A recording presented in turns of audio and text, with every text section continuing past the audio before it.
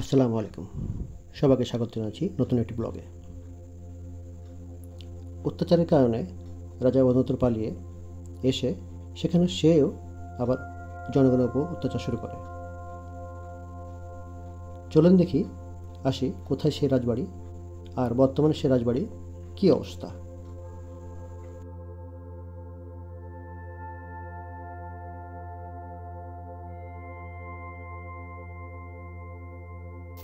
বন্ধুরা, আজ এসেছি চাঁপাইনবাবগঞ্জের রাজবাড়ি কানসাটে।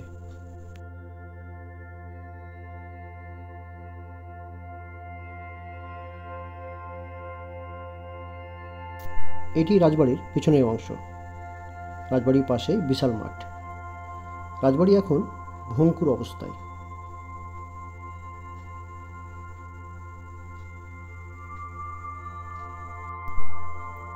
রাজবাড়ির দেওয়ালে আশেপাশে বাসা বেঁধেছে লতাপাতা এবং বরগাছা।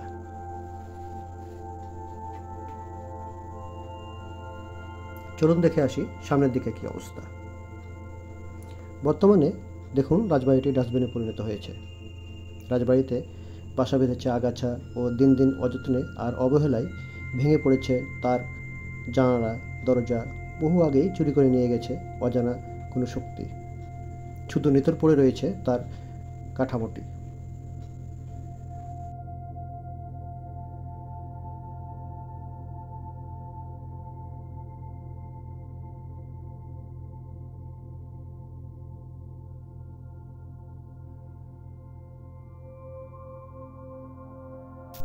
দোতলা যাওয়ার সিঁড়িটি ভেঙে পড়েছে অযত্নের অবহেলায়।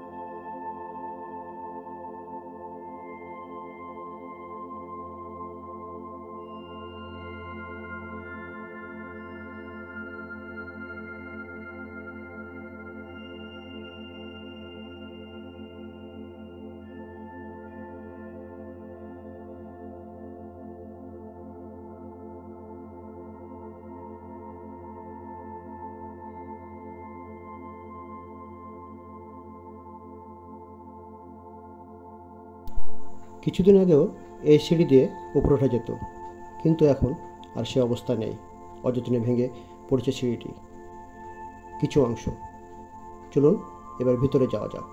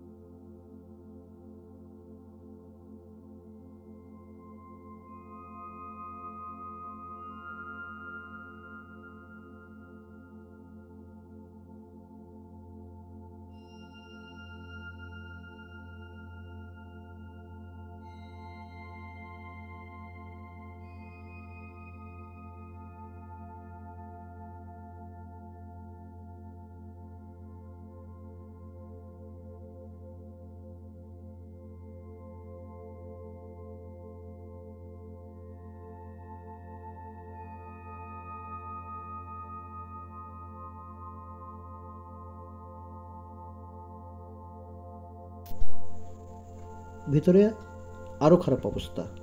ময়লা, পলিথিন, আবর্জনা, জঙ্গল দিয়ে মনে হচ্ছে এক আস্ত ডাস্টবিনে এবং ভাঙাড়ে স্তূপ পরিণত হয়েছে রাজবাড়ির ভিতরে। ভিতরে বসে নেশার আড্ডা, যেখানে গন্ধ ও আবর্জনায় যাবার রাস্তা নাই। তার ভিতরে এক ব্যবসা গন্ধে থাকার তো কোনো উপায় নেই। আর ওপরের বিল্ডিং, ওপরের ছাদের বিল্ডিং যে কোনো সময় ধসে পড়তে পারে। ভাবতে অবাক লাগে, যেখানে রাজার অত্যাচার আর জৌলুসে একসময় রাজার বাড়ি গমগম করত, আজ নিথর পড়ে রয়েছে। এটি রাজবাড়ির মূল ফটক বা গেট, যেখানে লেখা আছে মহারাজ কুমার বাহাদুর অফ ময়মনসিংহ। চলুন রাজবাড়ি দেখতে দেখতে শুনে রাজার ইতিহাস।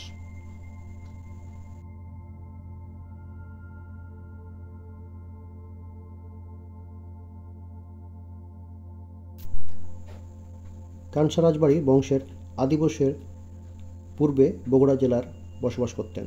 তখন সেখানে তাদের ওপর দস্যু সর্দার পণ্ডিত অত্যাচার শুরু করে দেয়। তার কারণে তারা সেখান থেকে বাধ্য হয়ে ময়মনসিংহ জেলায় মুক্তাগাছায় এসে বসতি স্থাপন করে। আবার চাঁপাইনবাবগঞ্জ জেলার কানসাটে এসে বসতি স্থাপন করে।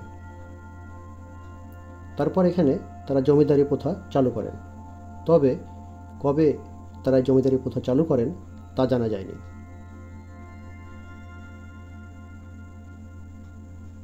এই জমিদার বংশের মূল প্রতিষ্ঠাতা ছিলেন সূর্যকান্ত, শশীকান্ত ও শীতলঙ্গ কান্ত।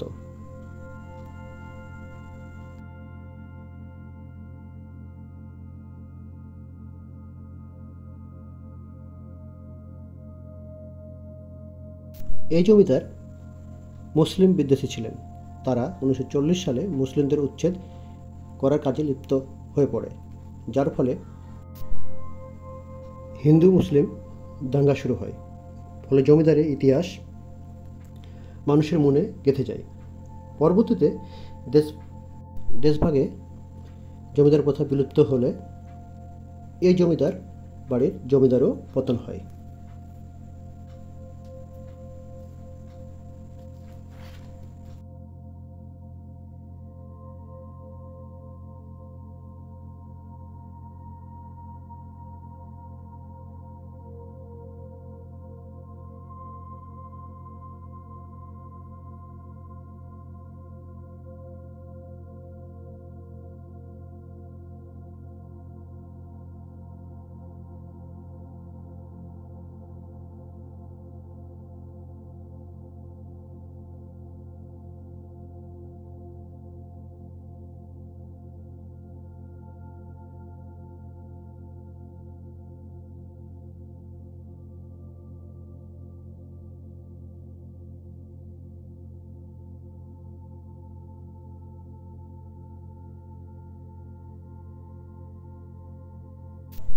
এতক্ষণ দেখলেন রাজবাড়ির মূল অংশ।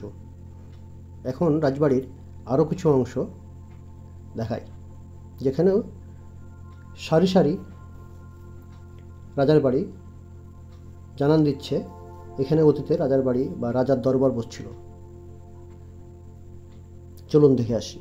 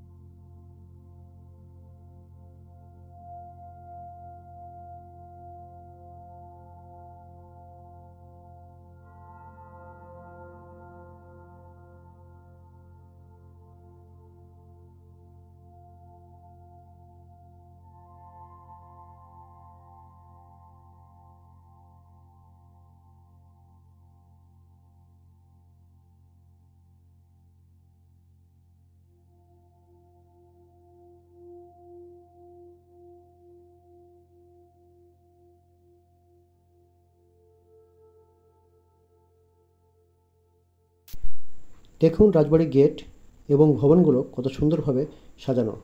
তখনকার কারিগররা যে কত সুন্দর নকশা তৈরি করতো তারও প্রতিচ্ছবি রেখে গেছে।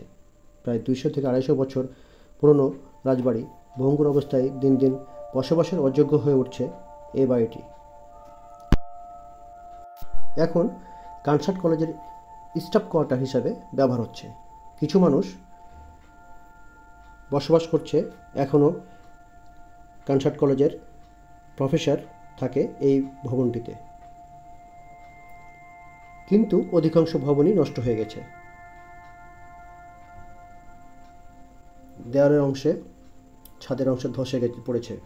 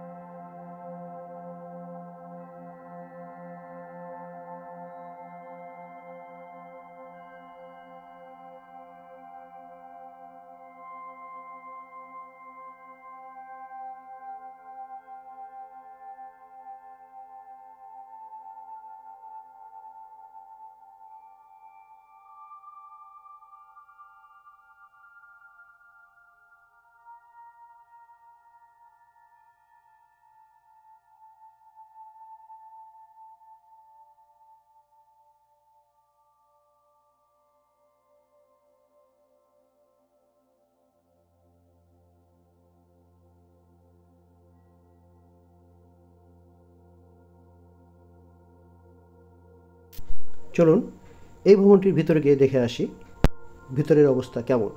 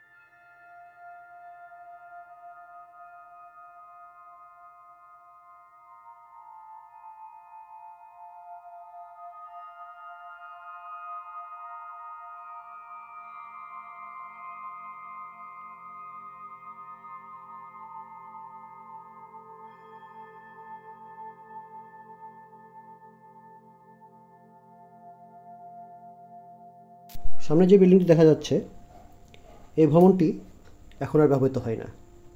কিছুদিন আগে এই ভবনটির এক প্রফেসর থাকতো, কিন্তু দেওয়াল খসে খসে পড়ছে, ছাদের ওপর থেকে ভেঙে ভেঙে পড়ছে, যার ফলে এই ভবনটি পরিত্যক্ত ঘোষণা করা হয়েছে।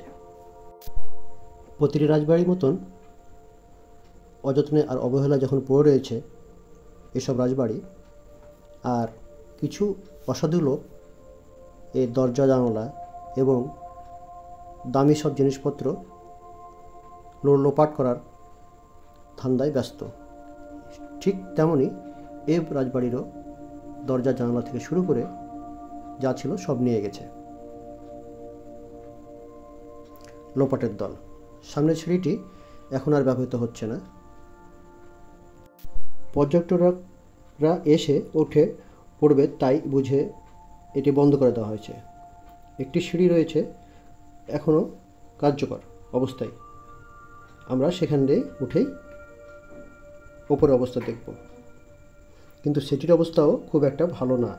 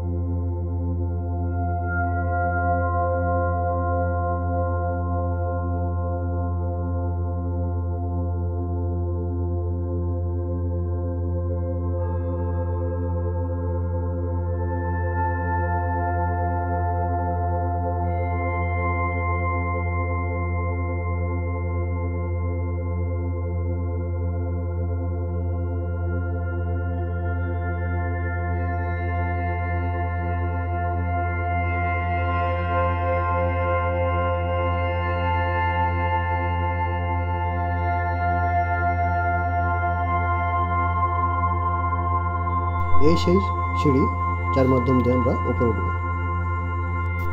এখানে অন্ধকার, তার জন্য দেখাতে পারছি না। আমরা উপরে গিয়ে দেখাচ্ছি।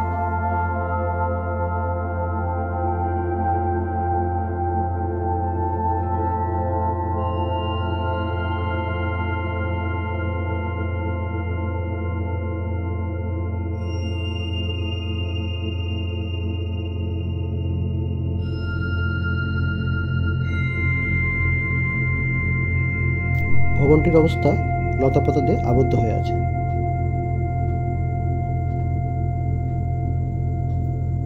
গাছগাছালি আর লতাপাতা দিয়ে ঘিরে রেখেছে ভবনটিকে।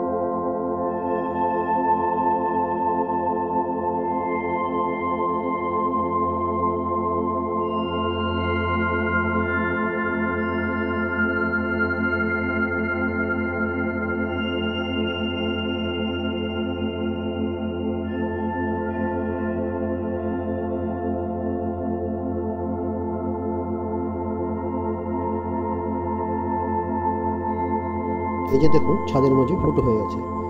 এখানে এই ভবনটির অবস্থা এতটাই নাজুক যে যে কোনো সময় ভেঙে পড়তে পারে। দেখা যাচ্ছে ছাদের একাংশ ইতিমধ্যে ফুটো হয়ে গেছে, যে কোনো সময় ভেঙে পড়তে পারে। ভবনগুলো এমন করে বানানো, কোথায় 10 ফুট কোথায় 20 ফুট চওড়া দেয়াল। এর কারণ হিসেবে গরমের সময় যেন প্রচণ্ড গরম না হয় এবং শীতের সময় যেন অতিরিক্ত শীত না লাগে, সেই হিসাব করেই এই ভবনগুলোর দেওয়াল কোন জায়গায় চওড়া 10 ফুট, কোনো জায়গায় চওড়া 20 ফুট বা তারও অধিক। সত্যি তখনকার কারিগর যে ছিল দক্ষ ও অভিজ্ঞ তা বোঝা যায় এদের কারুকার্য দেখে, কি নিপুণ কাজ দেখে অদ্ভুত হয়ে যায়।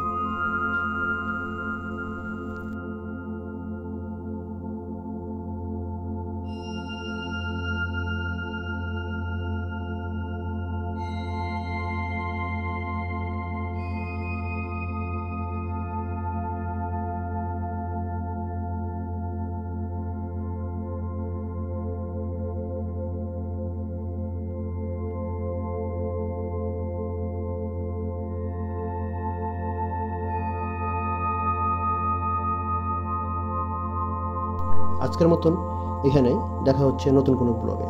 আসসালামু আলাইকুম। সবাই ভালো থাকবেন এই প্রত্যাশাই শেষ করছি। আল্লাহ হাফেজ। এবং ভিডিওটি কেমন লাগলো কমেন্টসের মাধ্যমে জানাবেন।